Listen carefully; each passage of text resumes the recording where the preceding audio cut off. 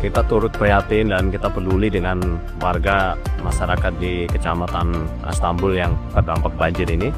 Kita bekerjasama dengan Pak Camat, dengan pembekal, untuk sama-sama meringankan beban masyarakat yang terdampak banjir ini.